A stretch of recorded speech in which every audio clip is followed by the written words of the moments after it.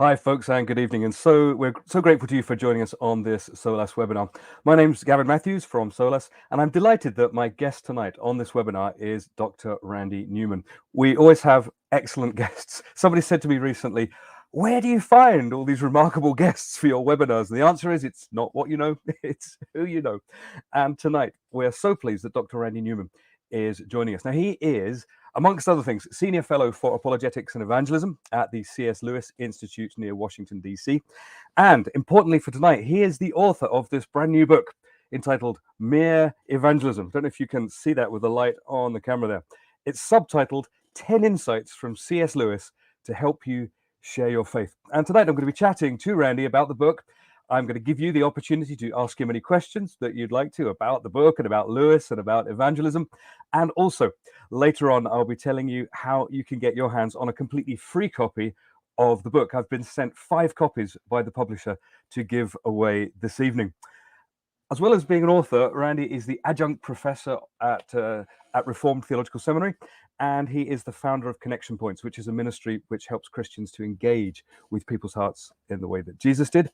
And he's written several books, one of which, Questioning Evangelism, is one of the kind of foundational books for a lot of the work that we do here at SOLAS. He lives in Annandale in Virginia with his wife Pam, and says on his bio that he's got a whole host of adorable grandchildren. But this book that we're going to be talking about this evening, I found it just delightful book, but a very hard book to categorize, because it's got some autobiography about Randy Newman. It's got some biography about Lewis, although it is not another Lewis biography. It's about evangelism, but it's not a straightforward evangelism primer. It's unusual and delightful. And so I'm very pleased to welcome Randy Newman here to discuss it this evening. Good evening, Randy. Great to be with you. Thanks so very much. And how are you this evening? Doing fine, doing great. I've been looking forward to this conversation for quite a while. Thanks for having me. I say good evening, but it's probably what, mid-afternoon? That's right. It's 2 in the Virginia? afternoon here outside Washington, D.C. But I'll try to talk like it's an evening. I don't really know what that. I don't even know what that means. I'm sorry, but I'll just. I think I will remember that we're on different parts of the globe. But you have been to Scotland, right? I have, and I sure hope I get back there again. I've been there twice and have loved my times there. So, Lord willing, post COVID, I hope to get back there. Excellent.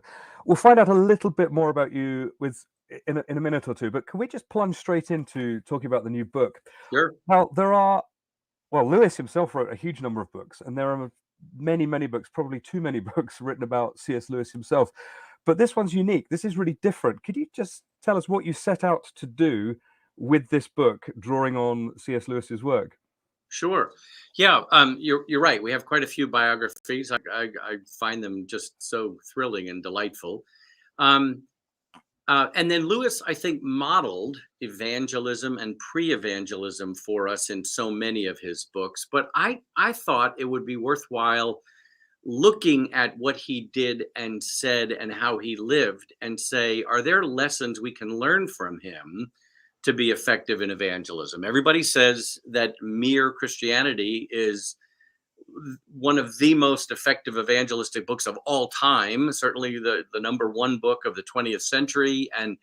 But I just didn't know if anybody had ever looked at it and analyzed it from the angle of, what is he doing? How did he go about engaging thoughtful people about the gospel? And are there lessons we could learn and apply? So that's the angle I wanted to get at it. After I wrote Questioning Evangelism, it opened up a lot of opportunities for me to speak and teach. And I kept coming back to the notion of pre-evangelism, or things we can say and do that pave the way for a better reception of evangelism, of the gospel. And that's the area that I think needs a tremendous amount of exploring, because so many of our non-Christian friends and acquaintances and coworkers are much further away from a starting point than they used to be 20 and 50 years ago. Okay, can I come back to you on pre-evangelism in just a minute? But before we go there, a little bit more about you. So we covered the Sure. book and why you wrote it and a little bit about Lewis, but with you, Lewis, I believe, had a significant role, or his writings anyway, in your personal coming to faith in Jesus Christ. So could you tell us a little bit about your background, how you first came across the writings of Lewis, and what effect that had on you, and what role that plays in you coming to faith? Yes, yes, yes, certainly. Yes. Yes, Lewis had a great deal to Hmm. do with my coming to faith. I come from a Jewish background. I was raised in suburbs of New York City, which is a very Jewish area. And I didn't hear anything about Jesus growing up, and it seemed irrelevant. And in fact, it seemed like that's bad stuff. Stay away from that stuff. Those Christians are anti-Semitic and they've persecuted Jews, so let's stay away from them.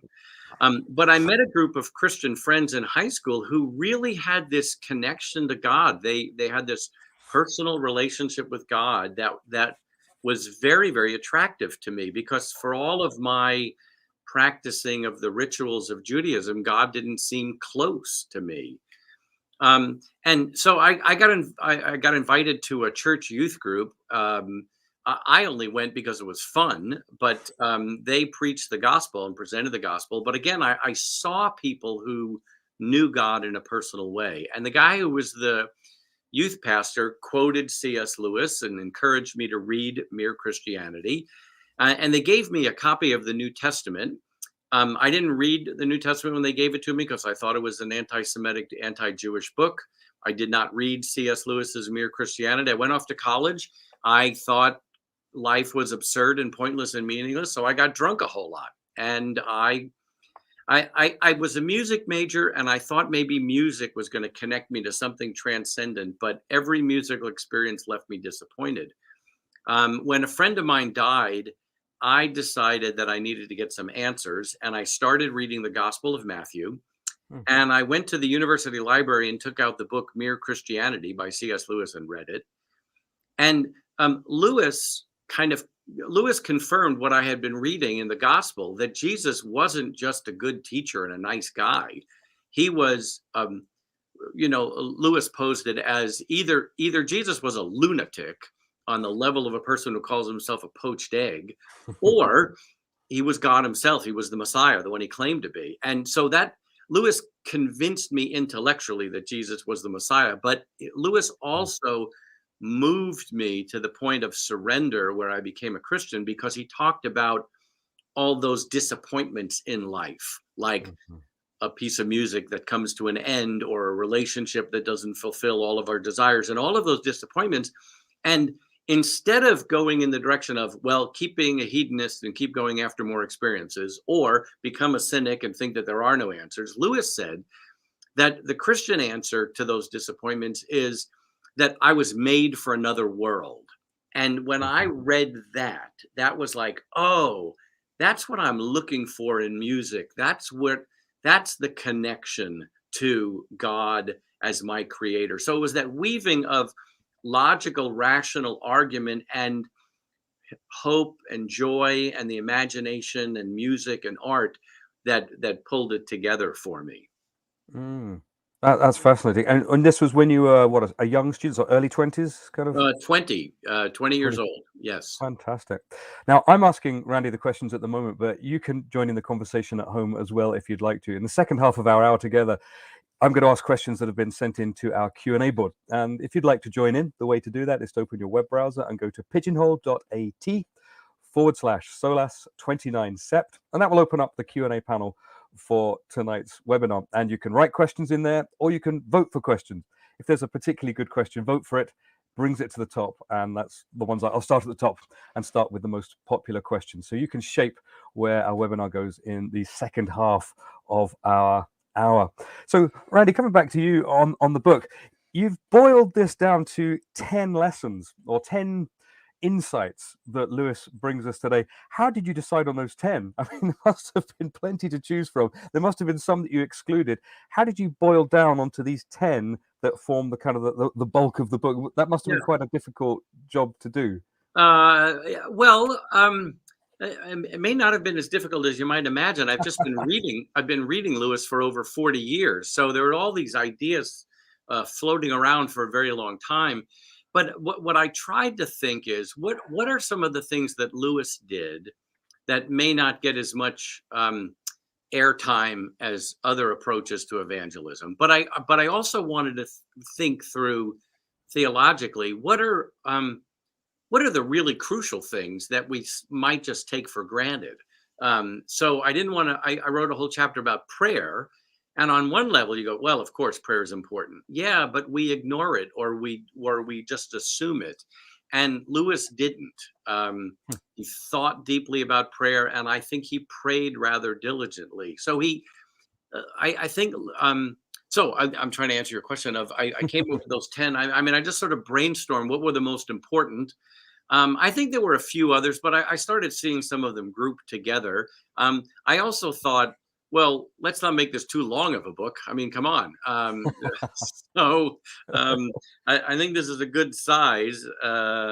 What is it? 150 pages. Yeah, much longer than that. Come on already. Wrap it up, fella. So I don't know if that quite answers your question about it does. So what if we can then dig into some of these 10 sort of key insights that you've kind of grouped down from all Lewis's writings?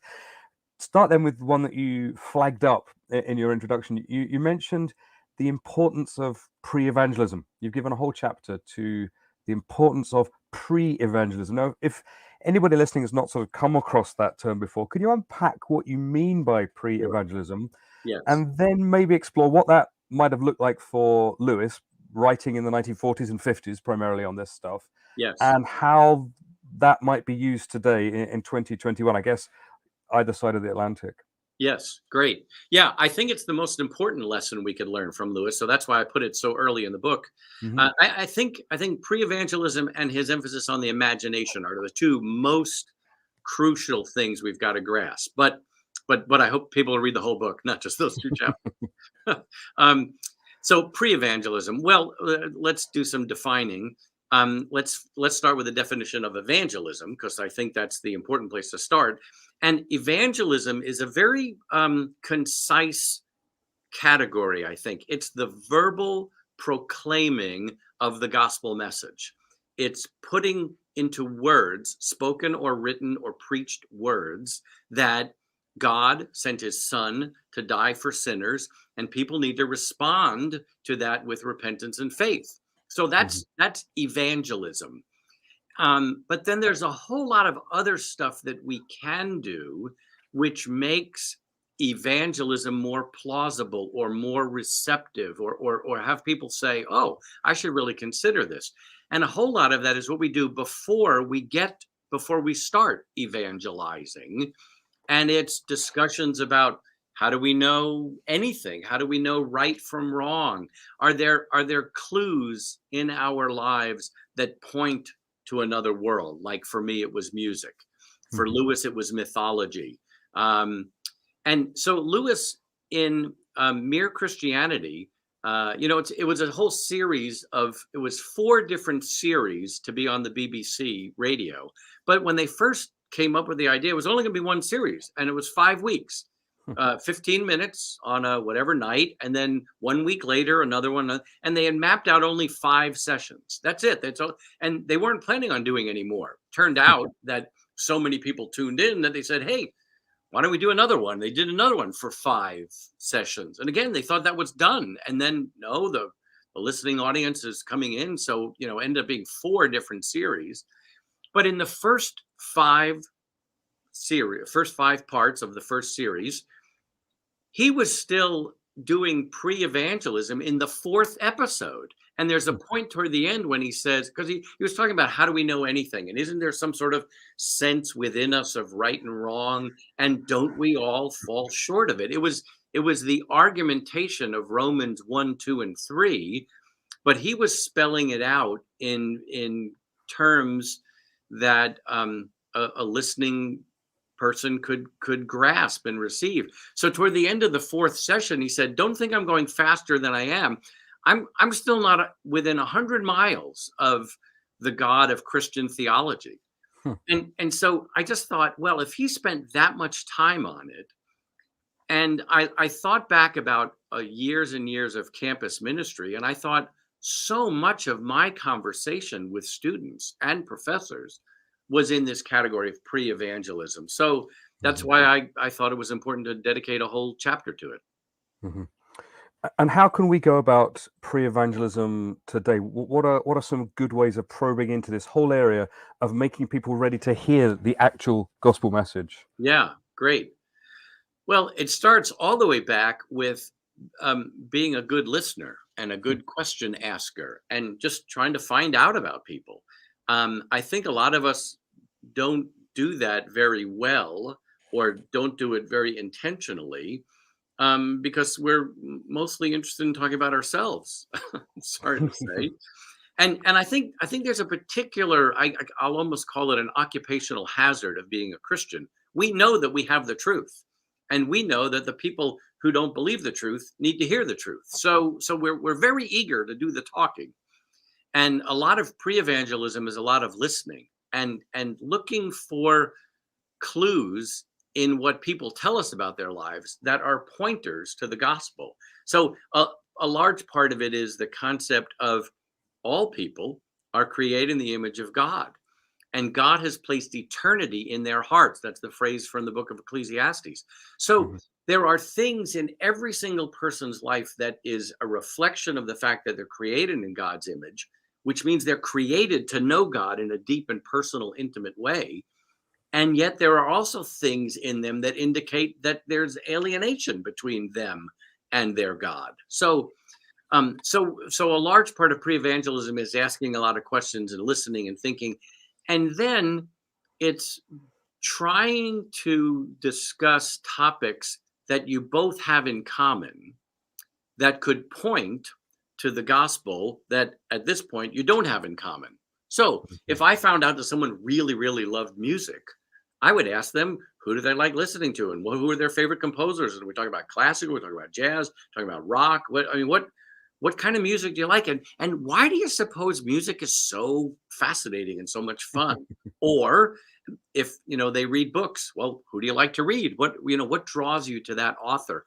And it's all of this stuff that you could put in the category of general revelation.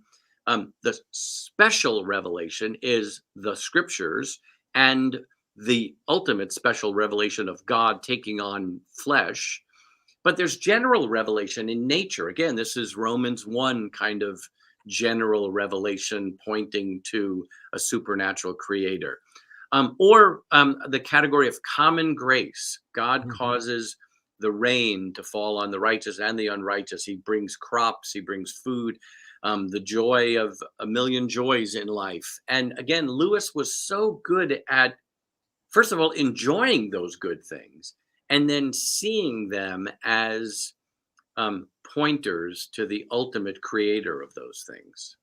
Mhm, mhm. That's very helpful. Now, you're bridging from a man who was writing apologetics talks on the radio, and we hear all these stories about people telling the pubs in London to be quiet because Lewis was on the radio. These Yeah, amazing yeah, stories, and so he's composed them for the radio, which is during the middle of the war. The book's published, what Mere Christianity is, what, 1952, 53, I maybe. think that sounds right. Yes. Yeah, and so he's formulating these ideas during the war. He's publishing in the sort of height of the Cold War.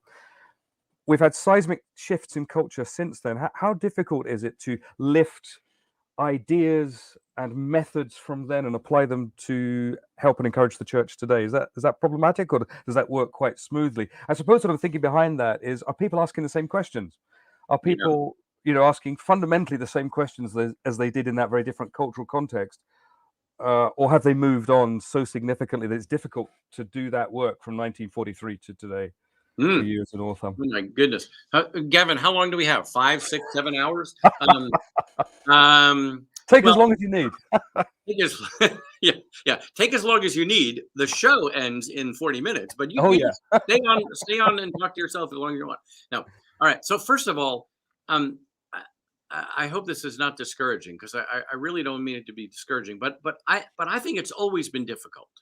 I don't think there's ever been a time when evangelism was easy. I mean, they picked up stones to stone Jesus, and they did stone and kill Stephen in the Book of Acts, and so I think it's always difficult, and so I think I think we make things more difficult for ourselves when we think of, okay, what's the key to make this easy? No, it's not going to be easy. It's going to be difficult. So I think it's always difficult. I really hope people have not just hung up and said goodbye. We'll find out during the Q&A. Hey, nobody's there. So that's on one side. There are some changes for sure. Some people are asking different questions today than they were back then. But it's amazing, though, how similar things are and things have always been for sinful people who feel alienated from God. And Jesus is the only one who bridges that gap. So there's a timelessness and an unchanging nature of the gospel. And I think we need to see that as the larger backdrop in which we live. Now, there are differences and changes.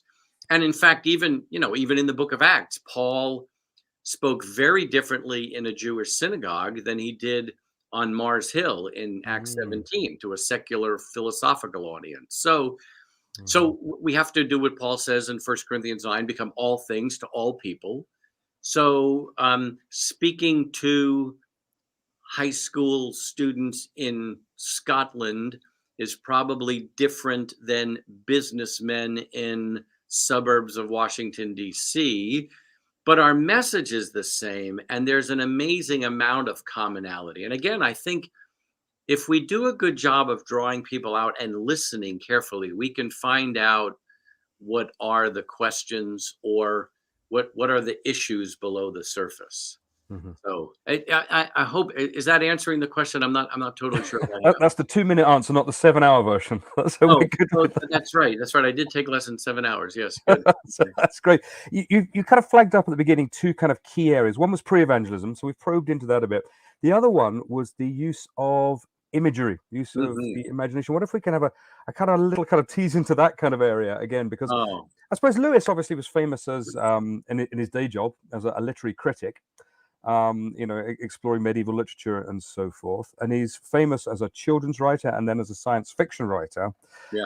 Now, you've given a whole chapter to his use of imagery in Mere Evangelism. So could you tell us a couple of ways then that Lewis used imagery to communicate the gospel, and maybe a few pointers for us as to how we could do that as well? Sure. Well, first of all, it's important to know, Lewis just had this amazingly active imagination ever since he was a young child. I mean, when you read his story of his life, Surprised by Joy, he tells of as a child creating imaginary worlds. He and his brother Warren created a whole world they called Boxen, and they drew pictures of talking animals. I mean, his mind was just imaginative and storytelling from the start. Part of that, by the way, I do think is something cultural. There is something of Irish culture in which he was born and raised. And I think there's even something geographic. I mean, I've taken a couple of tours in Belfast where he was born and grew up. And Belfast has these hills that, have these rock formations. And it's hard not to look up in those hills and see sort of faces in the rock formation. So he just was imaginative all the way. And so he fell in love with mythology and story. So that's just a big part of who he is. So when he started communicating and being writing or speaking, he couldn't help but weave analogies in. They just flowed. He couldn't stop himself. Even almost like in Fleeting, he would just throw in an analogy, and you'd almost want to go, wait, hold it, that was really good, because his analogies and his images, they elicited emotional responses, not just intellectual ones. So here, just for example, there's one place in Mere Christianity, he says, we're not just imperfect people who need improvement.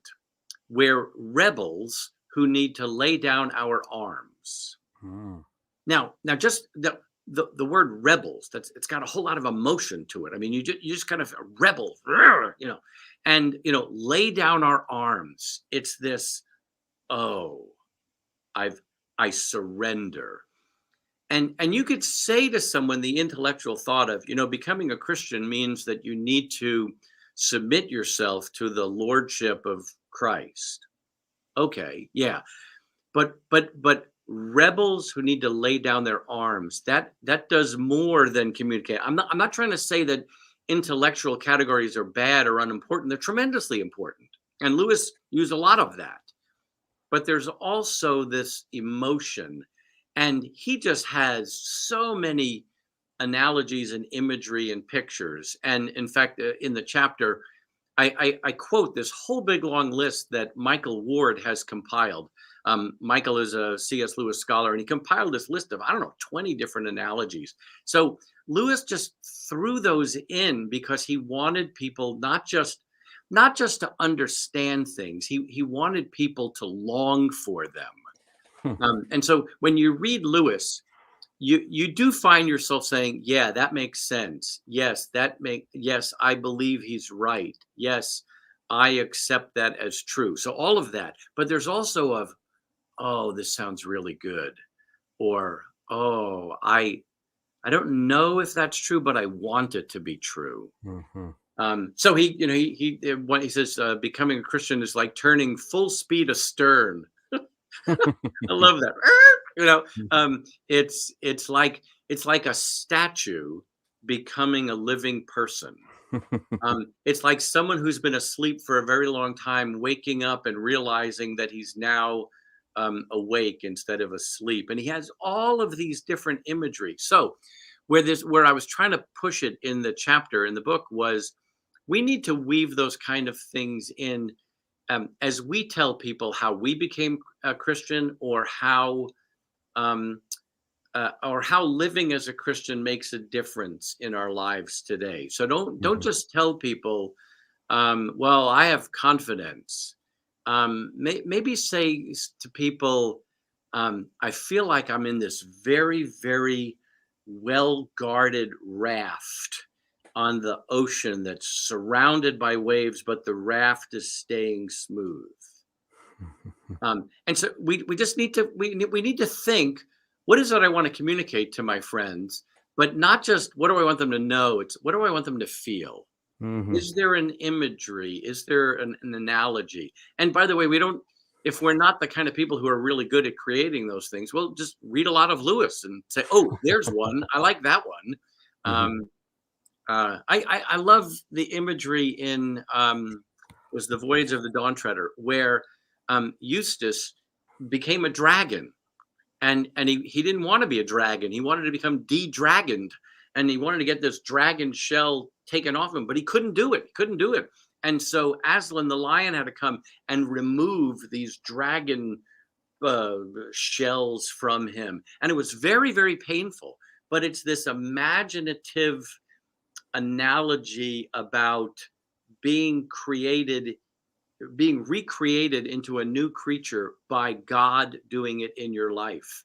And there are times when we need to go, oh, that's what's going on in my life right now. God is coming along and he's tearing the dragon like shell off of me so that I would be not a dragon, but a gentle, soft person created in the image of God.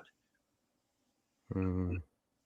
It's a tremendous image, isn't it? Um, I, it's very Christ-like, actually. I remember once in an early evangelism training session, someone telling me, all you need is the four spiritual laws. And our four spiritual laws are true. I believe them, but it's very different in terms of grabbing the heart to the way the Lord starts off. You know, there was a man who had two sons, and immediately kind of draws you in, and it's not just a propositional grab of the head. It deeply kind of moves the heart when you see the prodigal in the pigsty, and you think, that's me. Yeah, And it grips right. in a Yes. different way. So it's Well, very we need to ask, we need to step back from the Bible every so often and say, why did God give us that kind of a book? yeah.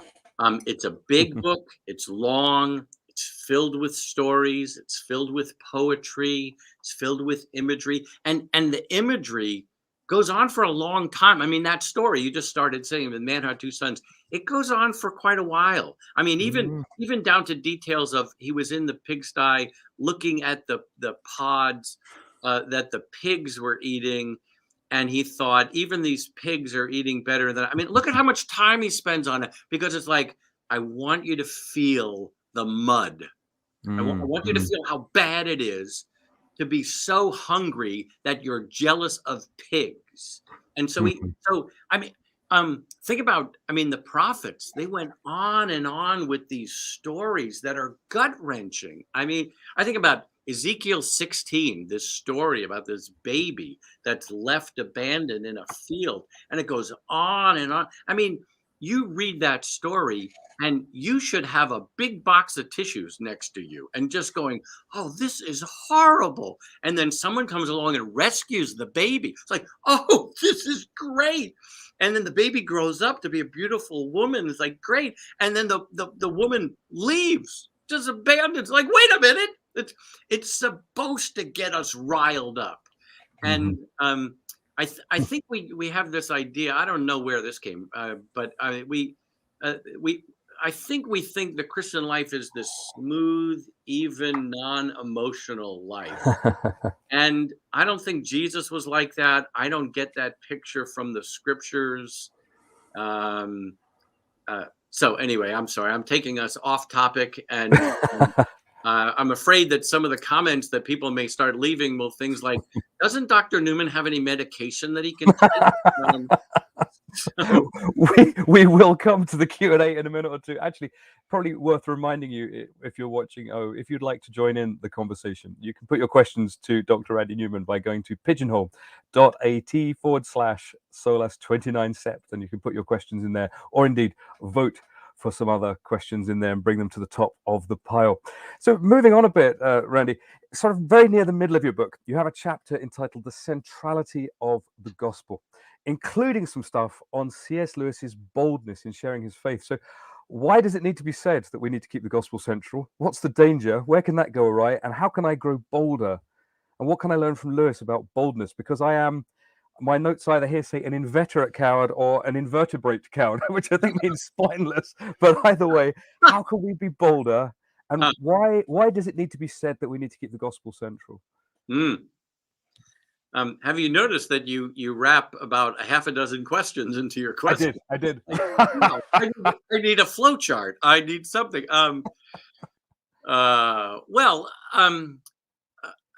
All of this pre-evangelism stuff is great and it's nice, but if it doesn't progress to evangelism, the person that we're talking to is still lost and separated from God. So, I mean, pre means it's leading to something. And so sooner or later, we need to get to that part that's probably more uncomfortable for the vast majority of us. It's like all of a sudden the temperature in the room just kicked up several degrees. So, so we spend time in the scriptures and we see how very, very crucial it is that people must respond to this message, and they must repent and receive it as a gift and be transformed by it so they can be new creatures. So we just have to be convinced about how crucial that is. That's why it is central. It's essential. It's non-negotiable. And so that conviction, I think, came to Lewis through the scriptures, and it should come the same route to us. And I think one of the most important things for us is, at least for most of us, is to accept, oh, this is probably not going to be comfortable. That's okay. Comfort is not my highest value, or it shouldn't be. And by the way, I have had to repent many, many times, still currently. I need to repent of my love and, dare I say, worship of comfort. And I need to repent of it because it's making something a greater God than God. Sure. And so I pray that quite regularly, but I don't wait for things to get comfortable, because then I'm still worshiping the God of comfort. So it's, Lord, I feel uncomfortable. I'm going to say some things. Please use me anyway. And Paul told the Corinthians when he was with them with much fear and trembling.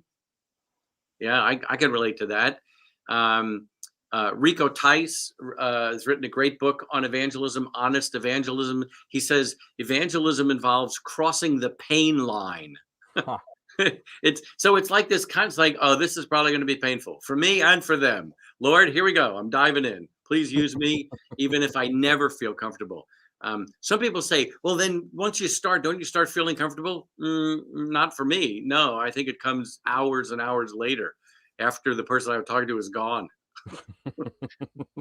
Yeah. And then you bring the book to a conclusion. We're kind of nearly out of time. We're going to move to the Q&A in just a second. But one last thing to ask you. You bring the book into land around a chapter called A Time to Reap. And you really focus on the way that Lewis presented a biblical gospel that demands a response. Now, why did you emphasize that so strongly at the end of the book? And a question actually that came up at our conference on Saturday up in Aberdeen, somebody asked this: is a reaping ministry for ordinary Christians, or is that the work of a specialist evangelist? Do ordinary Christians just get to sow the seed and a professional evangelist gets to reap? Or is this reaping, this calling for a response, something for ordinary folks in the pew? Um, Again, multifaceted question for you. wow. I'm telling you, I needed a chart. Well, Sorry. well, I would guess that different people have different gifts and callings and different strengths. So some people probably are going to be more of the reapers and some more of the sowers. But I don't think it's as neat and tidy as, oh, the people who are called to pastoral evangelistic ministry as a full-time occupation are the reapers and everybody else is the sowers. Wouldn't it be nice if things fit so neatly in categories? But they don't. So I think Yep. you have to look and see, how has God wired you, gifted you, called you? Where do you emphasize?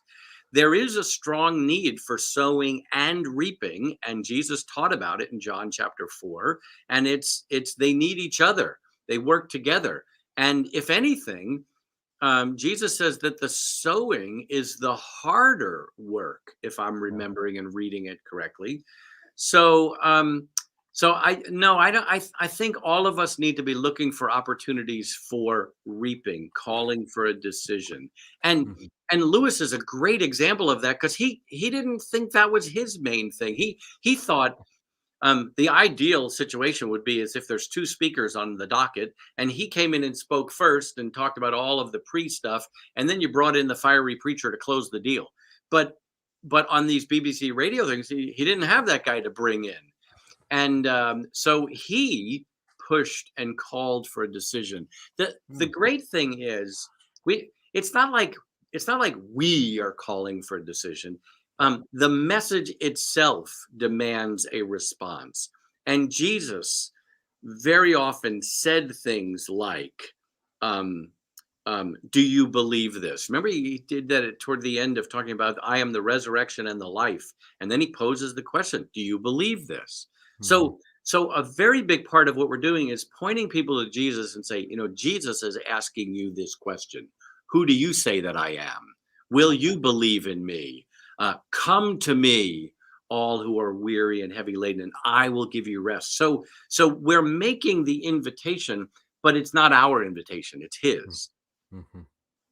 Yeah, that's very helpful. Thank you. Now, there are so many more things I could ask you, Randy, but my time is gone. I'm going to go over to the Q&A board now, and while we get that ready, just a couple of bits of housekeeping.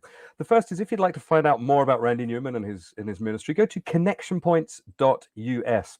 And that's where to find out details of all Randy's books, his live speaking, his blog, which is excellent, and loads of other training resources that you can find there. So when we're done here in a few minutes, go to connectionpoints.us, and Randy Newman's got some fantastic stuff on there for you to see. The other place that you should go and have a visit at some point soon is the C.S. Lewis Institute. So go to cslewisinstitute.org.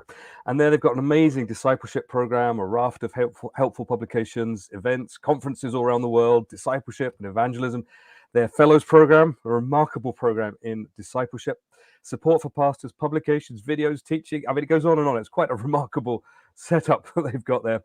And in the UK, a great work going on in Belfast. A shout out to the Institute over there in Belfast and some friends who are joining us this evening, I believe. So to find out more, there's plenty to get there, but also an opportunity to support Randy Newman and the kind of work he's doing, you can give and support them there. That's C.S. Lewis Institute. So go to cslewisinstitute.org. But this webinar tonight is being brought to you by Solus, and you can visit us at solus-cpc.org. Based in Scotland, we're engaged in evangelism and evangelism training, helping churches and student Christian groups to share the good news and equipping Christians to be more confident in their faith. So come and visit us, please, at solus-cpc.org and find out how we might be able to come and help your church and your community to do some of this evangelism, sharing the good news of Christ. If you want to find out about future events like webinars and other things, if you go to the bottom corner of our website, there is a button that says newsletter, and then once a month I send out prayer requests, which will help you to support what we're doing, but also news of upcoming events. If you'd like to support us so that we can continue to do webinars like this and this kind of work, there is a donation button on there. We'd ask you to prayerfully consider that. And if you're able to support us for as little as £3 a month, we will send you a free book as well to say thank you. That is all the housekeeping. Randy, the question and answer board has been moving even as I've been doing the housekeeping stuff. People have been voting for some of these questions. So are you okay if we just start at the top and I read you some questions? Yep. Okay. The first one then, at the top of the board, Leo writes, do churches today struggle to appeal to the imagination? Evangelism seems very flat and dull in so many cases. But Lewis got the imagination. How can we do this better? Yeah. Well, I do think it's a struggle. And part of it is, a big part of the proclaiming of the gospel message is intellectual, logical, rational. So there are rational arguments to be made. And I also think that in our day and age, there has been a whole lot of attacks on the intellectual front. How can you believe that? How can you believe in God when there's so much evil and suffering? Why do you believe the Bible? Isn't it full of contradictions? And so a lot of the attacks, maybe not so much today, but certainly for, I don't know, the second half of the 20th century, a lot of them were very intellectual or argumentative attacks. So we've had a long history of answering people's questions with answers. And so I think we downplayed the emotions or the imagination. The other thing is, I think we're a little afraid of the imagination and emotions because it could really take you in some very, very destructive directions. And it really can. And you look at the power of movies and films, they can really lead people in some horribly destructive directions. And so it's easy to just say, oh, let's just forget about that whole imaginative, artistic side because it's all bad. Well, it's not all bad. God gave us a very visually beautiful world in which we live, and He gave people creativity to write poems and songs and paint pictures, and so I understand why people are reluctant or fearful about it. I think what we just need to do is we need to remember that this side of the imagination and the artistic, those are gifts for us to enjoy and to use. And we do need, I think, to really think through it very, very carefully. Even if it's dangerous, it's still, I think, worth pursuing. Mm-hmm. Marvelous, thank you. Next question then. Lucy writes, that's a good name for a Lewis discussion, isn't it?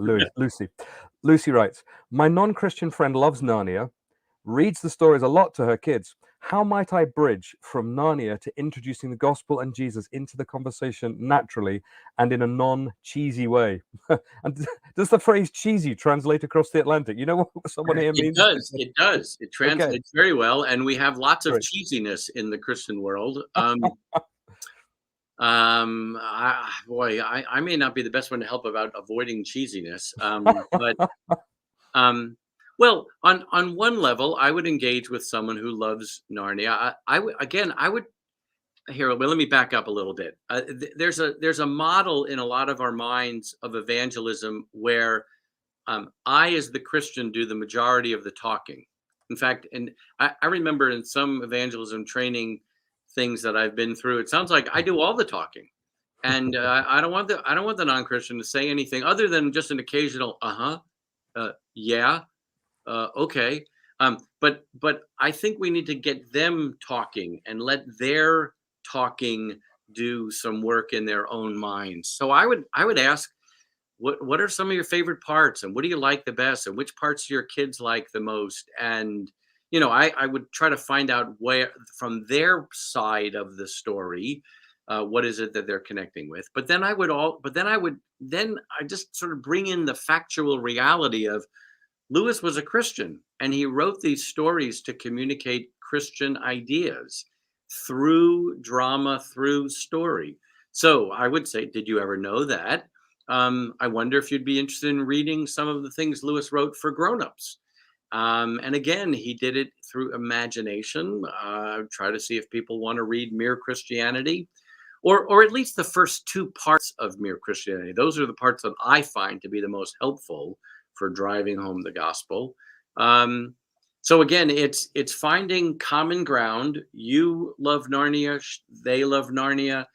Where can you both talk about it and allow it to be as rich as it really is? I wonder if it's ever worth asking people which characters they identify most with. I suppose if somebody says Aslan, they're a raving egotist, but if they say Edmund or Eustace, then you've got something to go on, because that's where That's right. Yes. kind of relate to. Okay, next question then. Someone styling themselves Mr. Ronson asks this question about Lewis. The trenches of the First World War must have made a huge impact on C.S. Lewis, yet I can't think of him writing directly about them much. Do you think they had a huge hidden influence on his apologetics in the Second World War? Yes, I think so. I think his book, The Problem of Pain, Sure. Was written for people really thinking deeply about the problem of pain, the problems, plural, of pain.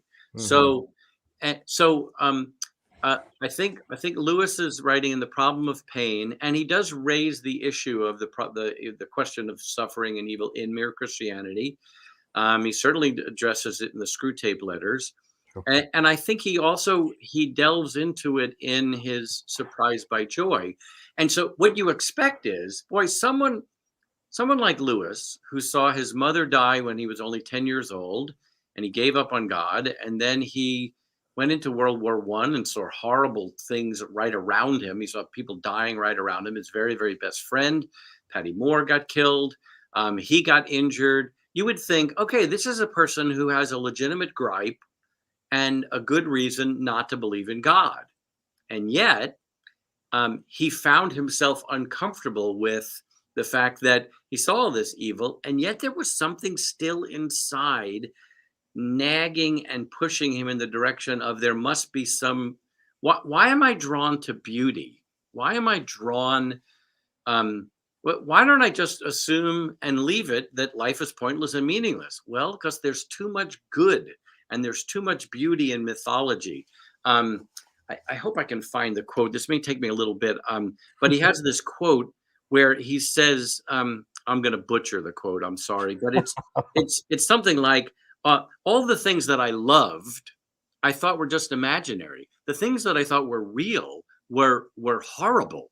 Why was that? Why was I drawn to this other world if life is just ugly and meaningless? So I don't know if I'm answering the question. I hope I am. It's just that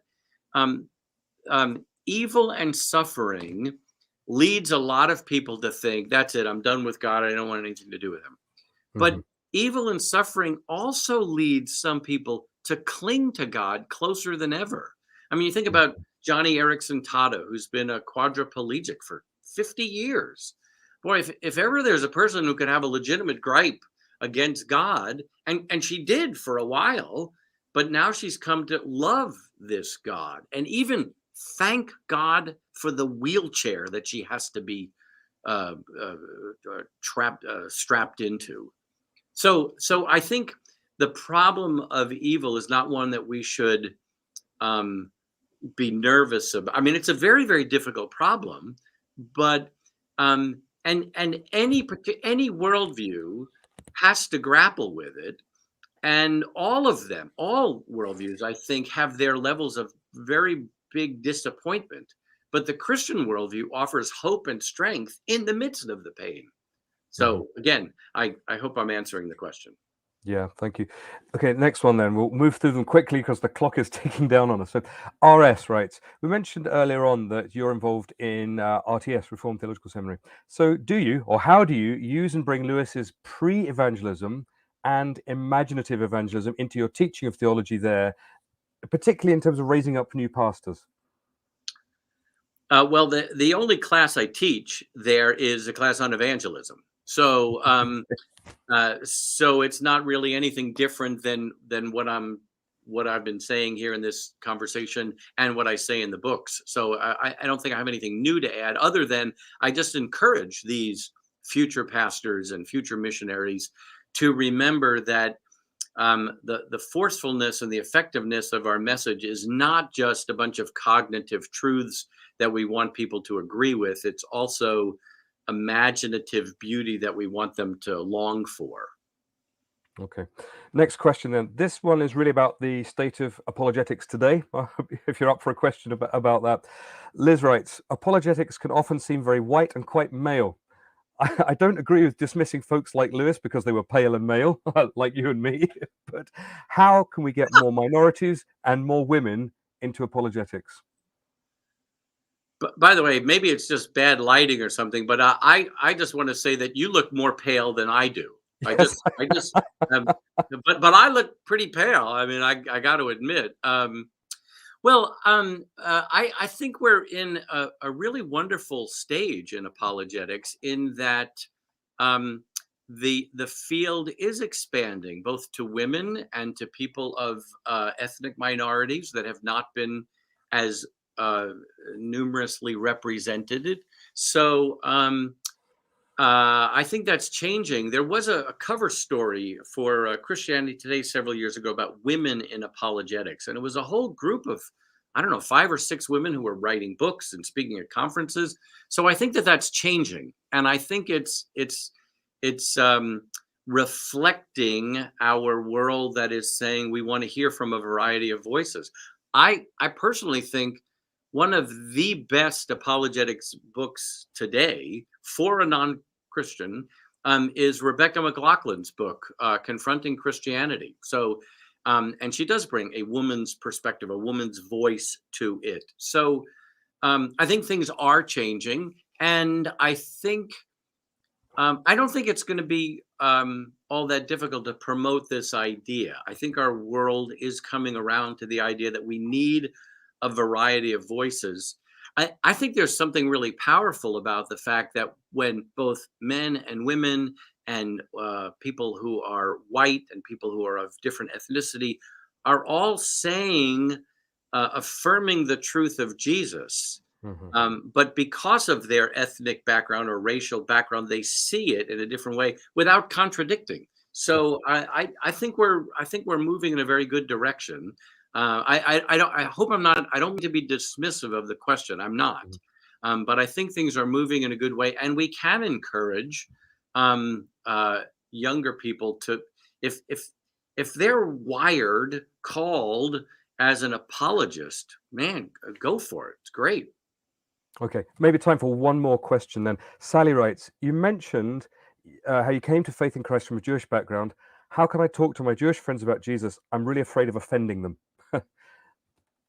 Yeah. Good question, but I'm laughing because I'm looking at the time and see, again, Yeah, that could be yeah. a big Great, answer. great to pose that with 1 minute left there, Gavin. Good work. Oh, it's easy. Jewish evangelism. But here, let me sum it up for you in 30 seconds. Um, all right. Well, let me start with the obnoxious answer and say, hey, I wrote a whole book on this. So the Good Book Company has published, they published a whole series of books called Engaging with Muslims, Engaging with Atheists. And I had the privilege of writing the one on engaging with Jewish people. So that's the obnoxious answer. The more difficult answer is, oh, you probably will offend them. The gospel has always been offending Jewish people.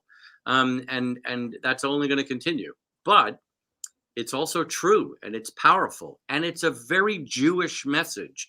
It resonates with the Hebrew scriptures. So I think we proclaim it and we ask God to work in people's hearts in absolutely miraculous ways. Maybe this is a good way to end. It's easy and dangerous to fall into the thinking that, oh, this is all up to me. I better be as brilliant as C.S. Lewis and as clever as the greatest preacher, and as powerful as Jonathan Edwards, et cetera, et cetera. But we have to remember, God is also involved in this. Evangelism occurs at the intersection of what we do and what God does, and He wakes up sleeping people. He raises people from the dead, and He does that in Jewish people's lives and Gentile people's lives. And we ask Him to use us in powerful ways, far beyond what we could manufacture totally on our own. Mm-hmm. That's wonderful. Final comment then. Several times in the book, you say that there is a higher authority than Lewis, and you don't defer to him on everything. Could you just tell us why you threw in at several points through the book that while Lewis is good, he's not perfect, and let's constantly defer to the Bible itself? Could you end with something around where Lewis sits in all of this? Well, I think we need to remember that about any human author or speaker. I have to evaluate everything someone says or writes in light of Scripture. So some of the things Lewis said were just dated, and today we'd read some of those things and say, "Oh, please!" I mean, he's obviously out of touch. But then there's times when he was just wrong, I'm sorry to say. He kind of hints that there's salvation through other religions toward the end of Mere Christianity, and I think he was just wrong. And I think if he would have had a more aggressive editor, they might have said, "Wait a minute, hold it there, Jack. I don't think you want to say that." So there's just a couple of places where, as a conservative evangelical, I read that and I would say, "Oh no, I don't think I should say that." When Lewis is right, he says things better and more clever and more memorably and funnier than anybody. When he's wrong, I just go, well, no, I don't think I'm going to use that piece of the argument. Yeah. That's very helpful. I think we'll just end there on that note of the higher authority of Scripture, and where Lewis is such a helpful guide to so many of these things, but we don't hold him to be infallible or higher than we ought to, even though he's been so helpful to so many of us in our faith. Now, the bit that you have been probably waiting for a while: how can you get your hands on a free copy of Randy Newman's terrific new book, Mere Evangelism, 10 Insights from C.S. Lewis to help you share your faith? And the answer is the first 5 people to email in to support@solas-cpc.org, I will send you a copy of this wonderful book. I have to say, sorry, UK only for that, because postage costs are just a bit too much for further afield. But the first 5 from within the UK, first 5 that come in, I will send you a copy of this wonderful new book. And a special thanks go to the Good Book Company, who sent us 5 copies. If you miss that, if you're not in the first 5, you can go and buy a copy from thegoodbook.co.uk/mere -evangelism, or just go to the Good Book and put that in the title there, or the search bar, Mere Evangelism, and that will take you to a page where you can buy a copy. But the first 5 emails that come in to my colleague David's email address there, you will get in the post a copy of Randy's wonderful new book. So that just leads me to sort of tie things together by saying thank you so much, Randy, for joining us this evening. It's been really wonderful having you on here. Oh, it's been great to be with you. I hope I get to see you face to face sometime soon. That would be really good. Thank you for sort of taking up all the questions and things. Thank you so much to the Good Book Company for providing 5 copies for me to give away. Thank you to David Hartnett, as ever, our producer behind the scenes, who makes it all happen. And thank you so much too for all those of you who have watched or will be watching over the next few days on our various platforms. And one final message I've been specifically asked to give tonight, which is happy birthday to my mum. So thank you all so much for joining us tonight. And thank you again to Randy for being such an interesting and inspiring guest tonight. Thanks, everybody, and good night.